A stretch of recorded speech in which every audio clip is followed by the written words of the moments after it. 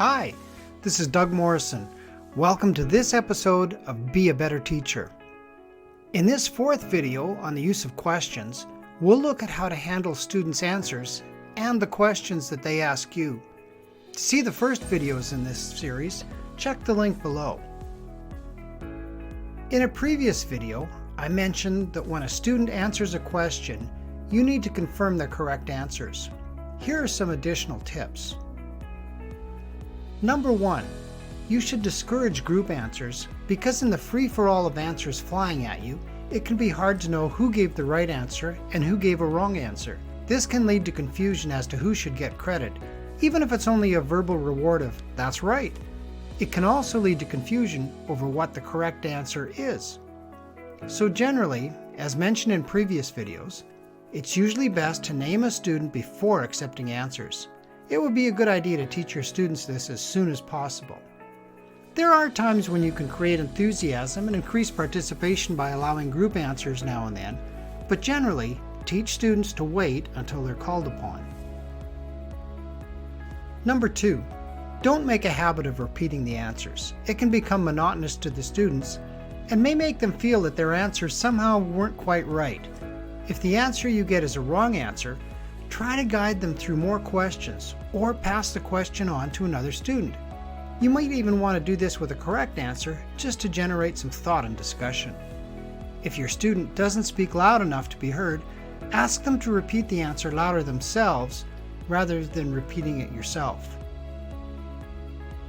Number 3, always give credit for a correct answer, especially for shy or weak students. When you're using questions to teach, don't reject answers that aren't exactly what you're looking for. Give some praise or encouragement for a good thought or attempt, and then try rephrasing the question to lead them closer to the right answer. Whatever you do, don't embarrass or discourage the students by saying, "Wrong!" Unless that is you want to teach your students to keep quiet and not risk giving a wrong answer. Let them know that it wasn't exactly what you were looking for, and then maybe rephrase your question or encourage them to think a bit more about it. Let's talk about how to handle student questions. You should never discourage a student that has a question about the lesson you're teaching. They say that for every student that asks a question, there are 6 others that were too shy to ask themselves. Questions about your lesson show you where you weren't quite clear in your teaching or where the student failed to understand something. In either case, questions from your students help you to be a more effective teacher. First, let your students know as soon as you become their teacher that you want them to ask questions anytime they aren't sure about something. Don't ask them to hold questions until the end of the lesson. If you do, you may well waste the time you spend continuing when you've already lost them. Also, if they wait until the end of your presentation, they might forget what they wanted to ask. Number 2, you may want to occasionally pass a question on to other students to create interest and class participation. If you do this too often, they might start to think that you don't know the material yourself, so don't use it too often. And never use it if you don't know the answer. Let them know you don't know and promise to get them the answer later. Number 3, don't allow questions that aren't related to your lesson. If this does happen, deflect the question as politely as you can. You may want to offer to answer it after the class. And number 4, make sure that everyone in the class can hear the question. If you're not sure, ask the class if everyone heard it.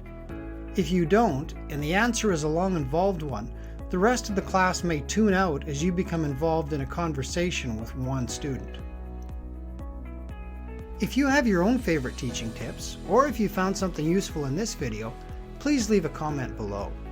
If you did find this video helpful, then please help me to keep producing this kind of content by liking, sharing, and subscribing.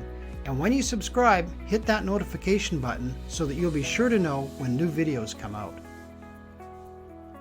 If you'd like to see more videos with helpful teaching tips, check out the links that I've posted below. Do you ever feel that your students aren't fully engaged in your lessons? Or that they aren't learning your material as well as they need to? If so, you might want to check out my Teaching for Effect course. When I was a flight instructor, my job, even the lives of my students, depended on how effectively I taught. In fact, records were kept of every student I trained, so I was held accountable for any deficiencies in my teaching. I had to learn how to teach effectively. I've compiled Teaching for Effect from what I learned through 40 years of teaching experience, having taught everything from Sunday school to commercial aviation, both in North America and overseas. I can teach it both online in groups and one-to-one. If you prefer, it's also available as an online self-paced course that comes complete with a workbook and homework assignments that can help you to apply what you learn in your own teaching. If you're interested or would like more information, check it out in the link posted below the video. See you next time, and in the meantime, keep on teaching effectively.